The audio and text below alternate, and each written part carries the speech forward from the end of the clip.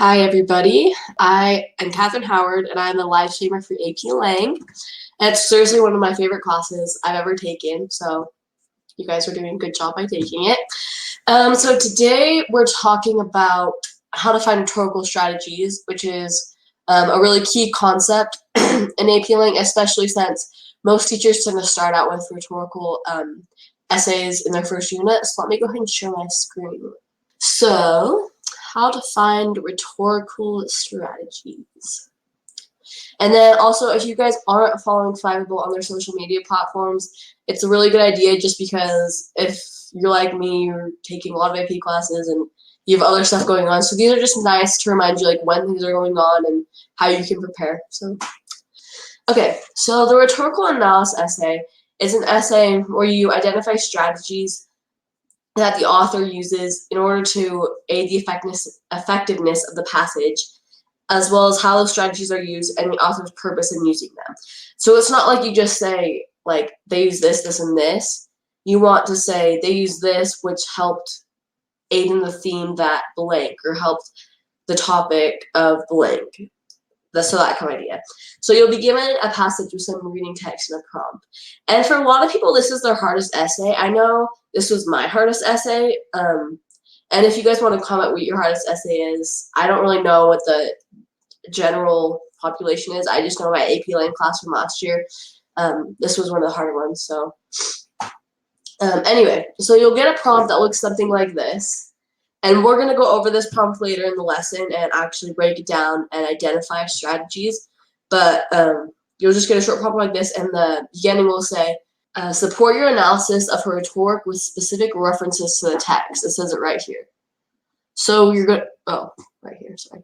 So it's asking you, it's not asking you to take a side. It's not asking you to, like, argue. It's asking you to just give rhetorical strategies. So in this lesson, we're just going to go over how you find those rhetorical strategies, and then later how you can like show that they support the theme or whatever. Okay, and then here's just some other tips and tricks for rhetorical essays. Mark it up as you read, because when you read, you might see, oh, there's a metaphor as you're reading, and then by the time you get to the end of the passage, you're going to forget, and then you have to go through and read it again, which would be fine if you had all the time in the world, but when you're under a time crunch, you want to just read it once and be done. So, and then when in doubt, use tone. So there's some passages that I read during the test where I'm like, I cannot find 3 rhetorical strategies. Like I just don't know. Like my brain kind of freezes up. So, but every single passage will always have a tone, whether the tone is informational or angry or happy. The tone that the author uses, that is a rhetorical strategy that you can use every single time. That will always work. And so that's just a good fallback option. And then look at SOAPSTone. So for your introduction, since you're not arguing anything, you don't really have like, these are my 3 main points. So what you're going to do is you're going to introduce the speaker, the occasion, the audience, the purpose, the subject, the tone, and the style. And you don't have to do all of those, and we'll go over that later in this lesson. But that's just a good acronym to remember. Okay, so before we go into actual specific rhetorical terms, just realize that this is just a jumping off point. Like if you're analyzing a prompt and you see a strategy, but you don't remember what the name is, like it's not like you can't use that strategy. You can just describe what's going on and then say like why they use that. So like if you see an antithesis and you know it's but you don't remember the word antithesis, you can kind of explain what an antithesis is, and they'll still give you points for that. It's not like a vocab quiz. So, but I'm just going to explain some rhetorical analysis terms just to help you guys get a better understanding of what they are, and so you can recognize them in different essays. So first is an allegory, which is the device of using character and story elements symbolically to represent an abstraction, like how society works or should work. So it's like an extended metaphor. And so a good example of this is, I don't know how many of you guys have read Animal Farm by George Orwell, but after reading that, you should probably know that it's not just about a farm. It's really, if you take the historical context of the time, it's really about like communism and all this stuff. So it's like an extended metaphor, which would be an allegory. And if any of you guys haven't read that, that's a good book to read for AP Lang. And if you guys need any more book suggestions too, because book quotes and citations or whatever are really good in AP Lang essays. If you need any suggestions, go ahead and ask. But and then analogy, which is one a lot of people are already familiar with.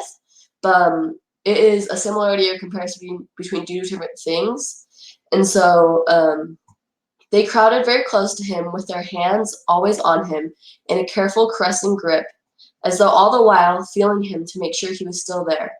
It was like a man handing the fish, which is still alive and might jump back into the water. And I didn't even plan this, but ironically, these are both by George Orwell, so that's pretty cool. He's a cool guy. Anyway, I'm frozen. I don't know if you guys can hear me still, but I'm just gonna wait till it unfreezes. Okay, there we go. So it's comparing like them grabbing him to men grabbing fish. And so it's comparing two things that are not the same, but they have a relationship, and that's what an analogy is. So the next is an whoa, we do not want that. The next one is an anecdote, which is a short narrative detailing particulars of an interesting event. And then I didn't list an example for this one because anecdotes are usually pretty long. But for example, like if someone was giving a speech and they told a story of how let's say they were giving a speech about perseverance, and they told a story about like they tried out for the tennis team every year and didn't make it, and the third year all their hard work finally paid off, and they just told this little story about that. That would be an anecdote, and it's typically pretty short. It's not like you're telling your whole life story. You're not telling like I went to practice describing every tennis practice and every move. It's just like a short narrative, just like it says right in the definition. So that's what an anecdote is. Or like if you're talking about you're giving like a safety lecture and you give a short anecdote about a family that gets hurt in the woods and they didn't bring, I don't know, bear spray or something. I was just pulling that out of random air. But okay, and then anaphora. One of the devices of repetition in which the expression is repeated at the beginning of the two or more lines. So example of this would be it was the best of times, it was the worst of times.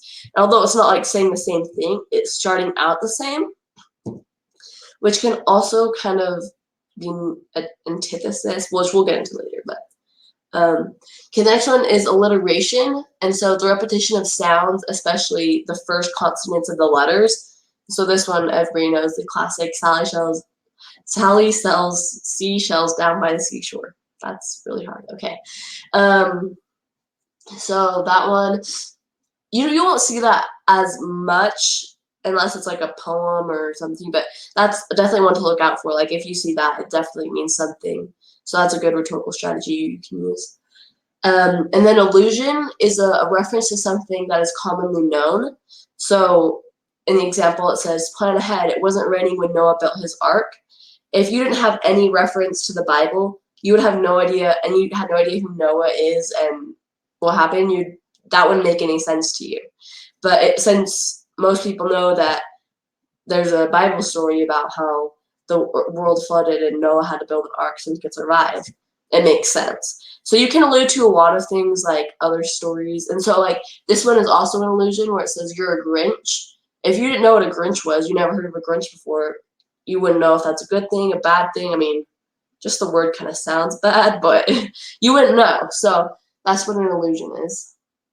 And those are all oftentimes kind of hard to notice, kind of subtle, but if you do close reading, and that's another thing about rhetorical analysis essays, is I strongly recommend not skimming. It honestly costs you time in the end because you have to go back and read it. Read it very close the first time and notice everything you can, and then you'll have to go back and read it. And then also, this is super awkward to interject this here, but I don't know if I'm just talking to myself, which would be totally fine because people can watch replays, but if anybody's actually here, if they would just say something so I know they're here, so I know if I need to interact with people, like stuff like that. But if I'm doing myself, I guess that's fine too. But anyway, okay, so next. Now this is not an apostrophe like the little thing you put that's kind of like a comma. This is apostrophe, which is a figure of speech that directly addresses an absent or imaginary person or personified extraction. So it's like talking to someone who's not really there, but treating them as if they are. So an example is, then comes sweet death and rid me of this grief. Like, this person actually is not talking to death. Death isn't there. Death isn't a person, but he's directly addressing it. So that would be an example of that. Okay. A cliche is a phrase that is overused and lacks original thought. So you can recognize this in rhetorical analysis, but I would definitely recommend not using these in synthesis essays and argument essays, because, like it says right there, it shows that it lacks original thought.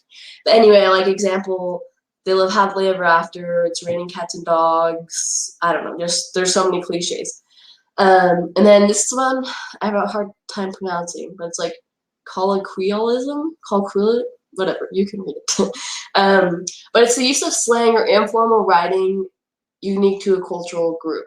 So like y'all or gonna, that's not typically like good grammar, but some books use it and some like speeches and articles use it because like that's how it's going to make more sense to the story.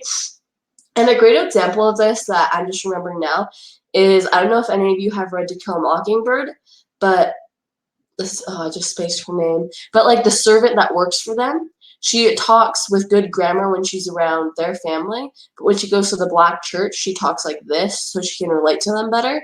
And so when I brought that up in one of my argument essays, and I brought up colloquialism, even though it wasn't rhetorical analysis. And so that is a good one to remember, and it's kind of a distinct one. It's a little easier to remember because you can't pronounce it. So, and the next one is epitaph, which is a phrase or statement written in memory of someone who has died. So like pretty much every engraving on a headstone would be this. So like, all the words of sage and all the men and women are merely players, which is written on their gravestone, and they did that in memory of someone who has died. And so it was like beloved mother and daughter, or just whatever. It's written in memory of someone who has died. And that would be the same with, oh, this is gonna bug me now, those things that are written in newspapers after someone died. This is, I'm gonna remember later, and then I'm gonna say it, but you guys know what I'm talking about, right? It's like the thing that you, obituary, that's what it is. Okay, glad we got that out of the way. Okay, and the next is euphemism, which is a less harsh substitute for an unpleasant phrase or concept. So like kick the bucket. Like, you know, kick the bucket means death, but death, it sounds a lot darker. Like, for example, if you're telling a little kid that their dog died, you're not going to say your dog is dead. You're going to say, like, your dog passed away. That would be another euphemism. And then imagery, this one's pretty easy to notice too. And just like tone, it can be used in a lot. So this is a good one to rely on if you don't remember a lot of rhetorical terms. Sorry, I'm kind of sick right now, but it's sensory details or figurative language, and it arouses your five sentences. Wow, I can talk. 5 senses. So it like makes you, you know, when you know a good book that you can like, you're reading and you can just picture everything perfectly, and you can like smell what they're smelling and hear what they're hearing. That's what Harry Potter was for me. But so like example is, I could hear the popping and crackling as Mom dropped the bacon into the frying pan, and soon the salty, greasy smell wafted towards me. And so that just helps you really imagine. It's not just saying, it could just say, Mom made me bacon. And that would not have the same effect. It wouldn't make you imagine it and smell the bacon and hear the bacon crackling. It would just say, Mom made me bacon. But see, this is a good example of imagery. And this is like good to use in your writing in general. Like, I don't know if any of you guys are writers out there outside AP Lang, but imagery really helps your writing in all your classes. So, and then jargon is special words or expressions used by a particular group that may be difficult to understand. So, like example 10-4 is radio jargon for meaning like I understand, or okay, or let's go, whatever. And then code 8, it means officer needs help immediately. But like, if you're a civilian and you didn't know that, and you hear an officer saying like code 11, like you're not gonna know what that means. Hence, that is maybe difficult to understand. And so like nurses, I need 10 cc's of, and they say a long medicine name. So that'll be all examples of jargon. Okay, next is metal. I always have a hard time with this one too. Metonymy, a substitute name. Okay, a substitute name, a figure of speech where a name of something is replaced with something closely associated with it. So, lending your ears, like you're not actually taking your ears out, like that's obvious, but you're letting them your hearing more, like, or you're listening your attention. But since it's close, listening and attention is closely related with your ears, you say lending your ears.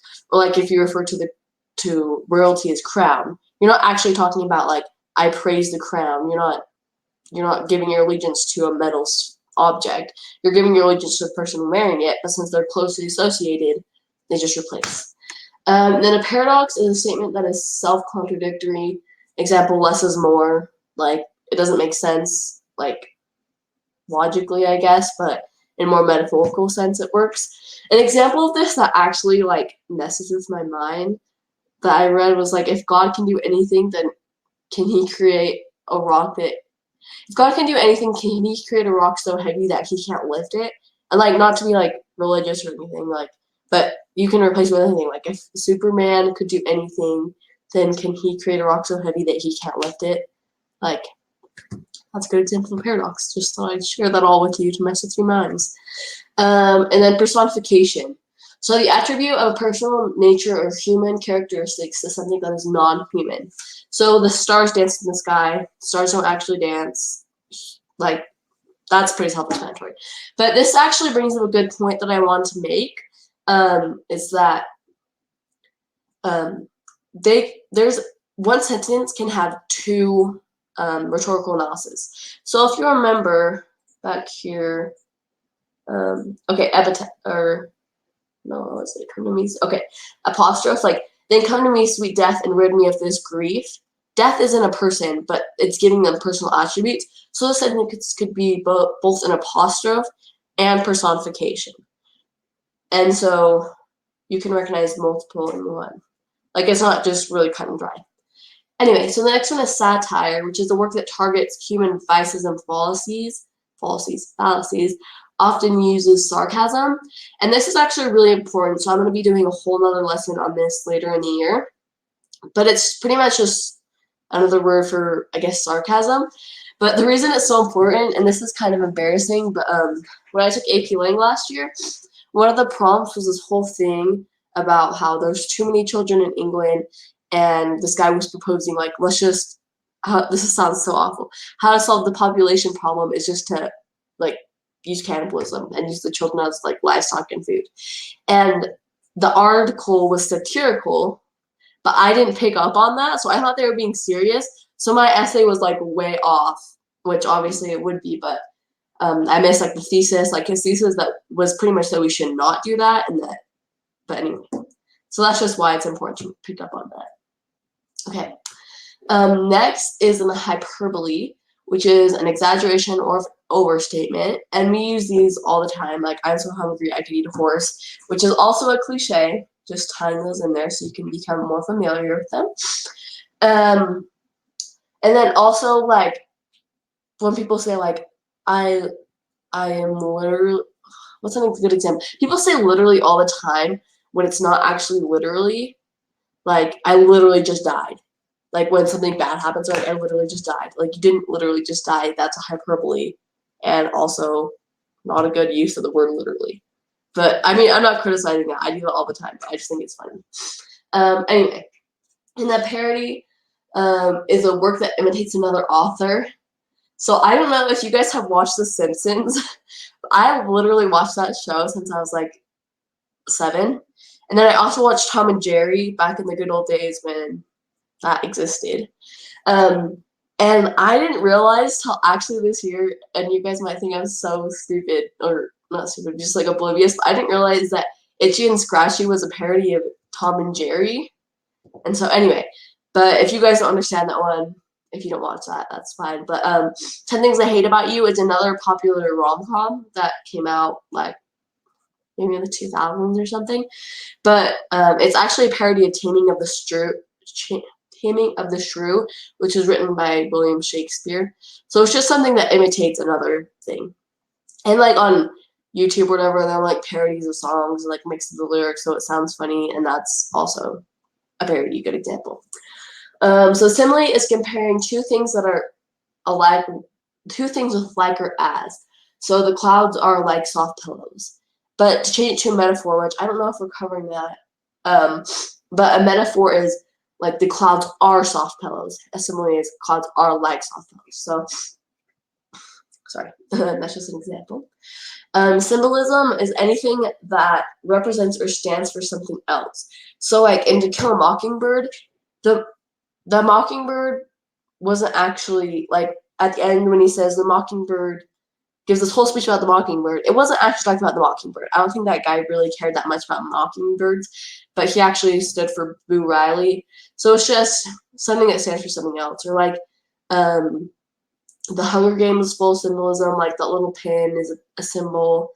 And if you guys are taking AP Lit next year, this is actually really important to get familiar with because you need to be recognizing symbols in literature all the time. So tone, I put this one in red just because this one is always present. You can always find a tone. Even though it may not really be that helpful towards, like, some tones are really important to what the author is trying to say. Some tones aren't, but there's always a tone, so I did that in red. Like, you could always fall back on this one. So here's the prompt that we saw at the beginning, and now we're going to go and analyze it now that we know more rhetorical terms and see what we can find. So this is the same passage. I just typed it out because it's easier to read. So this is the passage below is the opening speech made in 1960 by American journalist and politician Claire Booth Luce to journalists at the Women's National Press Club. In this speech, Luce went to criticize the tendency of the American press to sacrifice journalistic integrity in favor of the perceived public demand for sensationalist stories. And we see this today, sorry to interrupt, but this is going to be important for the conclusion, but just read this part right there, like, the tendency of the American press to sacrifice journalistic integrity in favor of perceived public demand. Like, that happens all the time with, like, the fake news or whatever, but little interjection, and that's what you want to be doing when you're close reading too. You want to read that and then, like, jot down, like, happens today, conclusion. And if you guys listened to my Toby lesson last week, you'll know that, like, conclusions, it's really important to tie in modern day stuff. So that'd be a great thing. And that's just not even in the passage yet. That's just in the intro, or the, what do you call it, prompt. And then it says, then in a well-developed essay, analyze how Luce uses this introduction to prepare the audience for her message. Support your analysis of her rhetoric with specific references to the text. So now we see that's a rhetorical analysis essay, so now we know that we're looking for rhetorical strategies. So I'm going to read this, and as we go, just mentally make a note, or if you're watching this, just write down the rhetorical analysis you recognize. And then at the end, I'll show you some of the ones I recognize, and then we'll compare. And then we might get some of the same ones, but I might have some ones that you don't. You might have some ones I don't. It says, I'm happy and flattered to be a guest of honor on this always exciting and challenging occasion. But looking over this audience tonight, I'm less happy than you might think and more challenged than you could know. I stand here at this rostrum, invited to throw rocks at you. You have asked me to tell you what's wrong with you, the American press.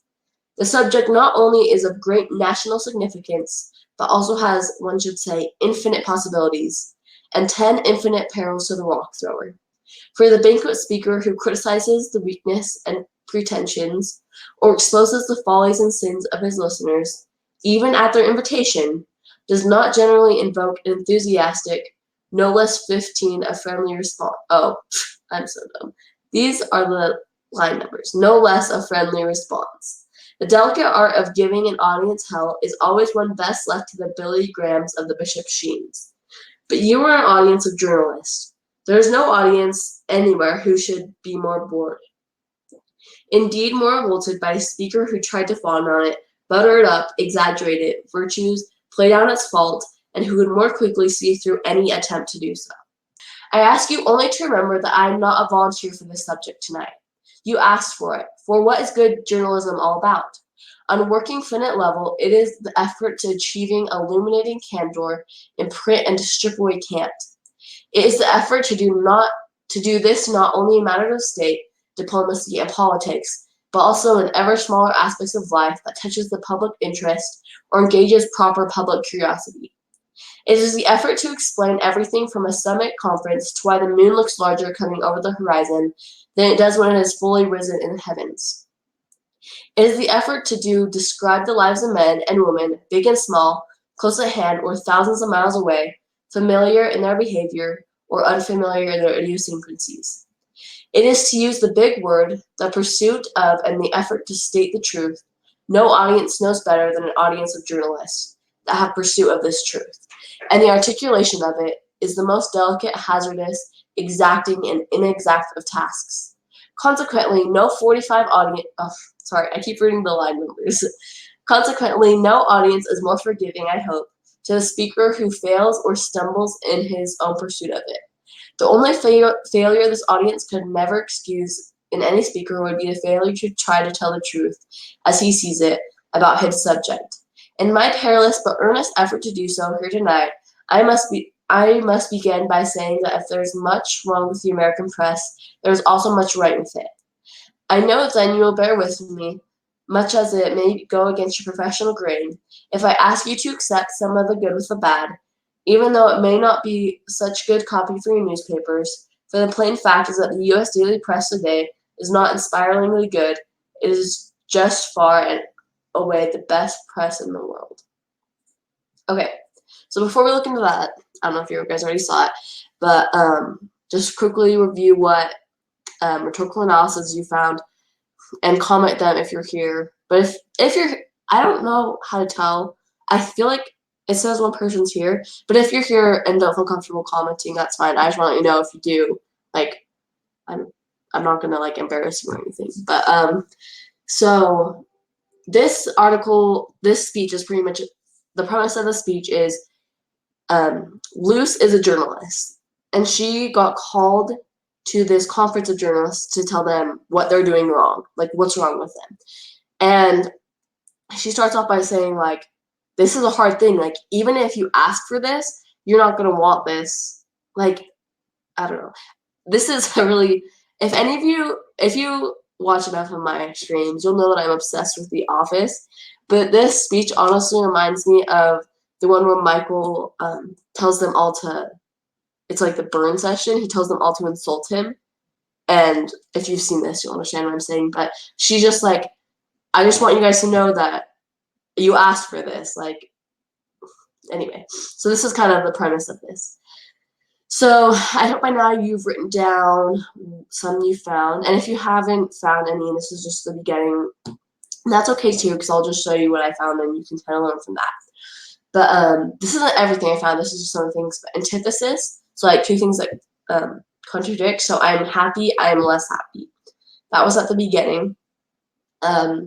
Ethos appeal, which I didn't go over, but because I think that's pretty well known. But if you don't know, ethos, pathos, logos, it's like appeal to logic, emotion, and authority.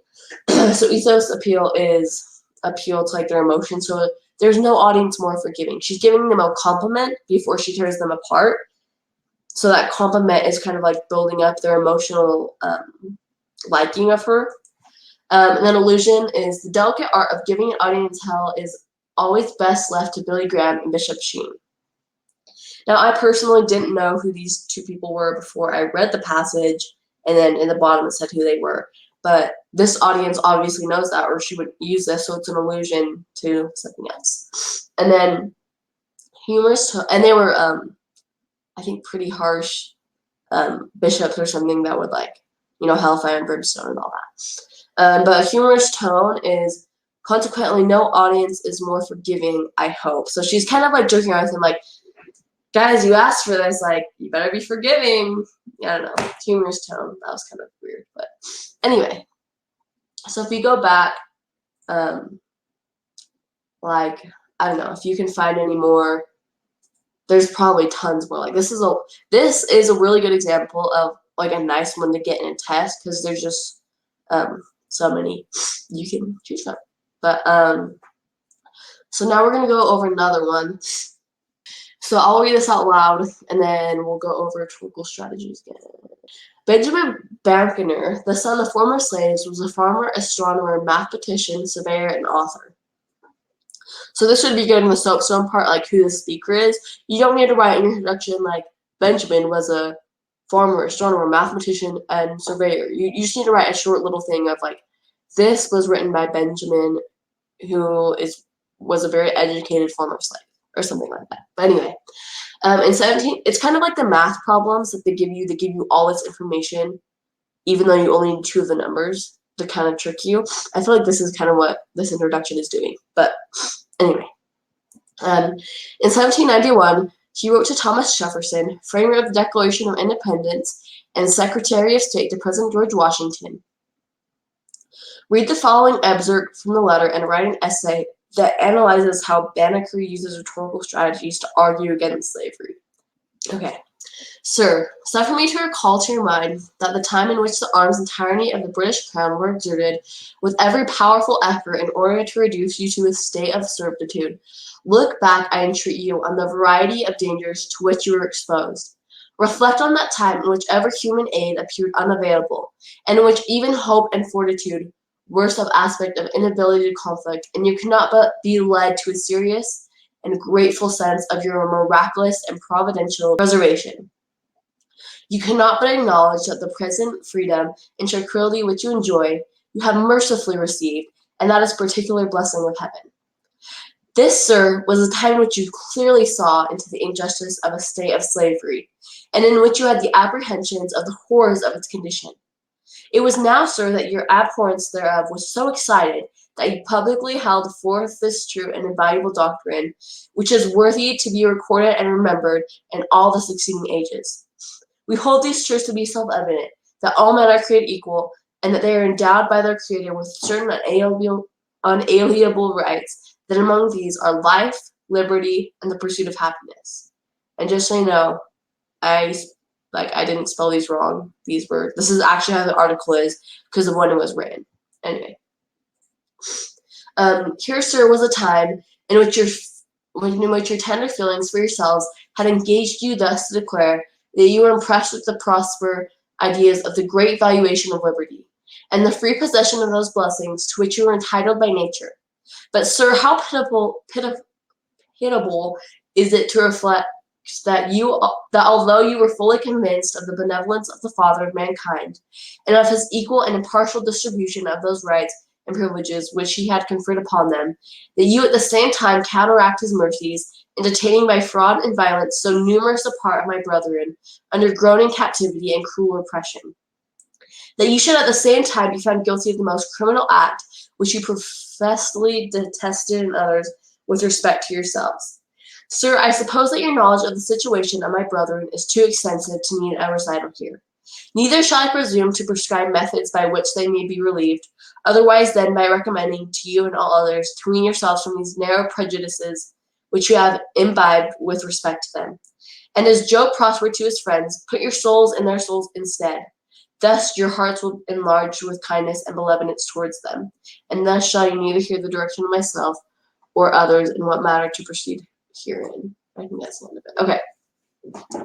So this one I actually did not analyze yet, so I wanted to go through and show you how I analyze kind of like on the spot instead of having pre-written stuff out there. And I was planning on having you guys help me out with this, but since no one seems to be alive, that's totally okay. And I'll just kind of show you. Okay, so one that I noticed in the very end that stuck out to me was to wean yourself from these narrow prejudices which you have imbibed with respect to them, and as Job proposed to his friends. Now, this is a biblical allusion because he never mentioned this Job guy earlier. We don't know who Job is unless we understand that that's someone from the Bible. So that's a biblical allusion. And if I'm writing a rhetorical essay, like, why is that important? Why did he put a biblical allusion in there? One of the things would be that religious fervence was so big in colonial America. And so if he's quoting the Bible as a source of authority, that's a really good argument, because the church was so important to people back then. So that would be a good rhetorical strategy to put as one of your paragraphs. And then you only have 3 to go, and there's so many to choose from. But let's go. For example, sir, suffer me to recall at your mind the time in which arms attack. So he's like, I don't know if this would be considered an anecdote necessarily. This could be an ethos appeal. He's telling them to remember all these awful times that they fought through and stuff to get where they are today. So this could be an ethos appeal, or anecdote would be kind of a stretch. It kind of depends on who's grading your essay, honestly. But then let's see. Another one would, like, let's say I found those 2, and I'm just like, I cannot think of any more over this whole thing. I can't think of any more. I could easily do a fervent tone, a demanding tone, a strong tone. And that is easy to tie in why it's important, because he feels so strongly about this. He's so upset that these founding fathers of America said that all men are created equal, and like they were in a position of slavery and they fought so hard to get out just to put other people back in that position. So that would be good, and you could just write your three paragraphs on how that would be done. But what I like to do is when I do my close reading, I write all of them down, and I usually get like 6 on average, unless it's a harder one. And then I star the ones I think I have the best evidence for. But anyway, so let's keep going, see if we can find anything else. Okay. I'm so excited that you publicly held forth this true and invaluable. Okay, so he quotes the Declaration of Independence right here. So you can see this as another allusion, because like, you need to know what the Declaration of Independence is, or you can also see it as a logos appeal, because that's an appeal to authority. Okay, ethos appeal. Okay, I feel so bad. I mixed up. Pathos appeal is right here. So forget everything I told you about appeals. Pathos appeal is the emotional one. Logos appeal is logic. Ethos appeal would be right down here, because it's authority. So like, these are the founding fathers that wrote this, and so they have a lot of authority. And if he quotes them directly and their quote supports his argument, that is really strong. So like, for example, if you're arguing that, what's a good argument? Like, I don't know, the whole vaccine thing. If you're arguing that vaccines are terrible, like, seriously, okay, I just want to make this clear. Any like political or religious references I'm making are not like my opinion. I'm just coming up with the examples that are modern, and that's important and appealing too. So just don't be offended if I say anything. But like, say you're making this argument that vaccines are terrible, and you have the greatest scientist in America that's so famous backing you up, and you have quotes and studies from him to back you up, you're much more likely to win the argument. So that's what he's doing. That's what he's doing here. So we have a pathos appeal, an ethos appeal. We have a biblical allusion. We have, let's see, the father of mankind. That's also kind of an allusion to God. So let's say I'm out of, or in tone, we carry on. So let's say I'm out of ideas, but I still want to find more. I can go back to my list, and you can't do this during a test, but this is just a good idea to get familiar with these. But like, you can look, is he doing a parody? Does he have a hyperbole, or simile, paradox, imagery, euphemism? So we'll go back here and look for those things. So like, does he ever use like or as in here? So I think those are the most prominent ones. Like, I'm sure there's more. So I'm gonna go back, and I'm gonna describe. So in case you guys forgot, this is the Luce essay, the one about like the journalist or whatever. I'm gonna tell you how I would go about like framing this, I guess. So in the intro, I would use SOAPSTone, which, just so you can see what SOAPSTone. I wish there was a way I could. Wait, right there. Okay, so the speaker is Claire Booth Luce, who is a renowned, journalist. That took me a long time to think of that word. Occasion is a speech in a conference that she was asked to give. The audience is other journalists. The purpose is to tell them what they're doing wrong. The subject is the follies of the American press. The tone is kind of judgmental / humorous. I don't know. You can choose what you want. There's many tones. So, and then style. This would be like the rhetorical strategies they use. And the thing is, you don't want to just list these out. And I'm doing a whole nother. Sorry, I'm frozen again. That keeps happening. Hello, can you hear me? See, whenever like I go frozen, I don't know if people can still hear me, so I just kind of stop talking for a sec. Anyway, if you can't hear me, that's kind of awkward for me, but it's fine. I'm gonna do a whole. What I was saying is, I'm gonna do a whole lesson on this later of how to use SOAPSTone in your introduction. But anyway, so that would be my like basic knowledge for my introduction, and then these would be my body paragraphs, like antithesis. I would say I'm happy, I'm less happy.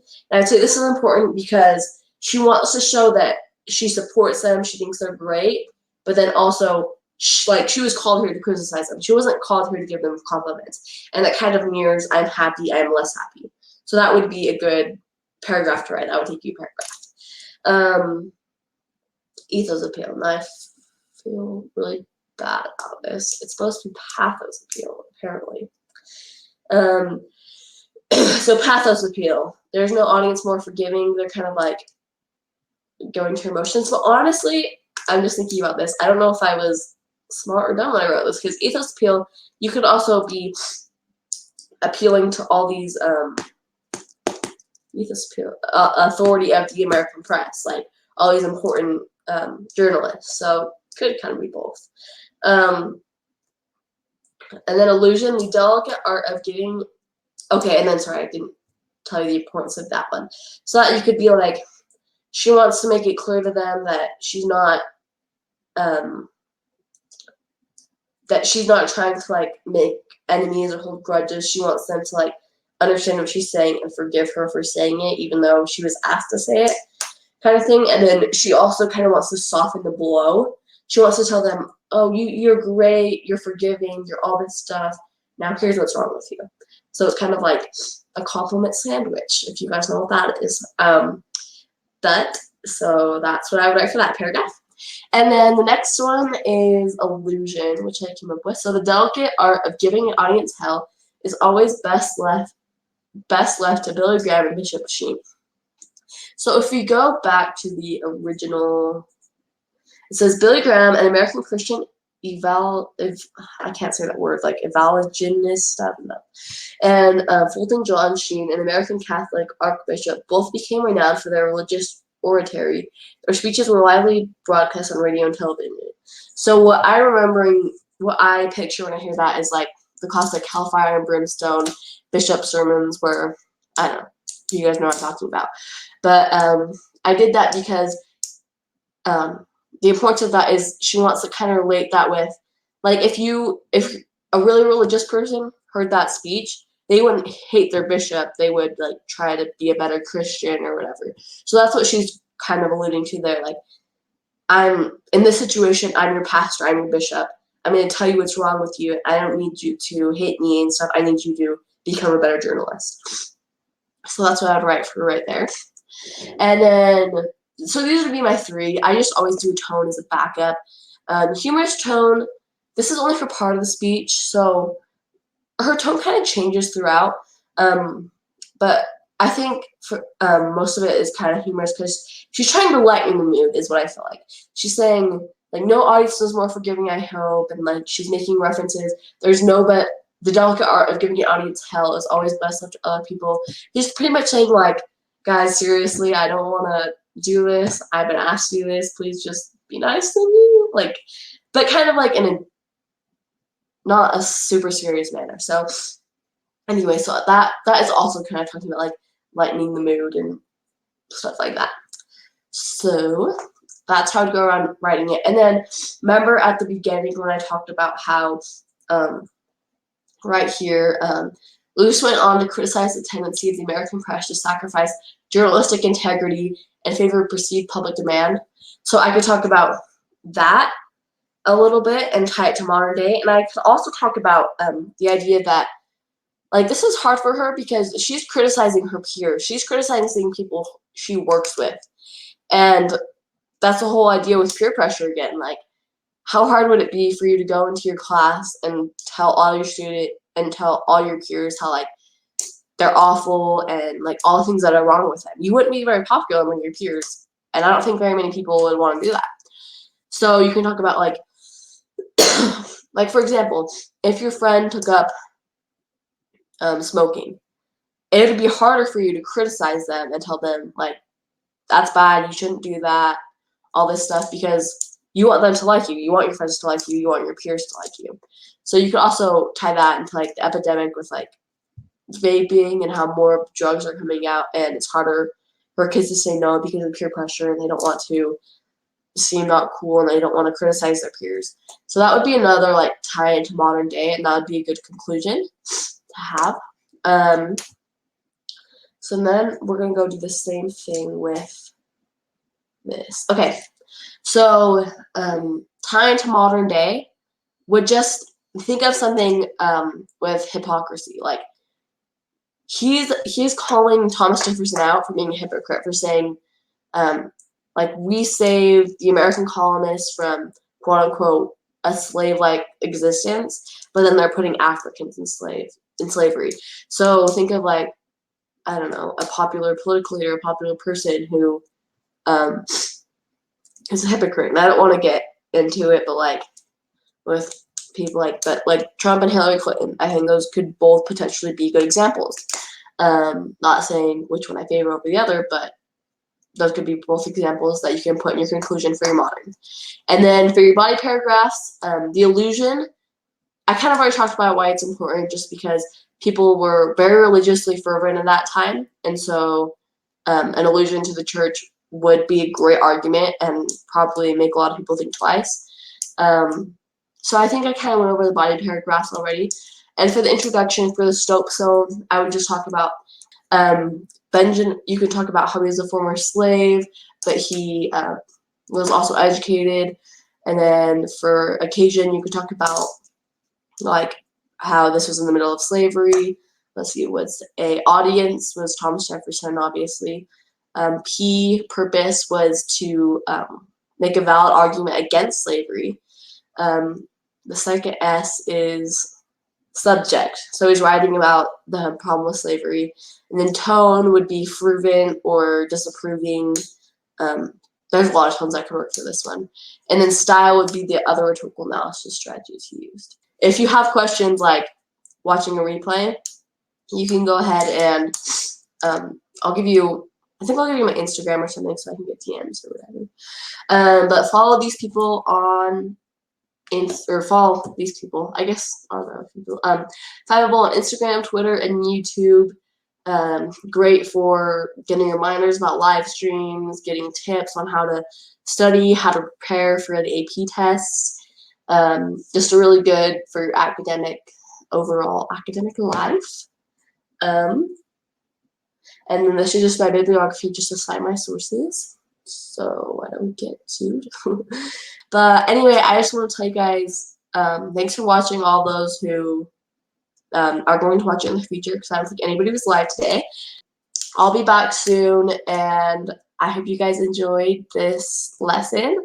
And I'm so excited for you guys to get into AP Lang, because honestly, it's one of my favorite classes. And even if it seems a little bit overwhelming right now, like, I promise you, it's a great class. So good luck on whatever you guys have going on this week with school, and I'll see you later.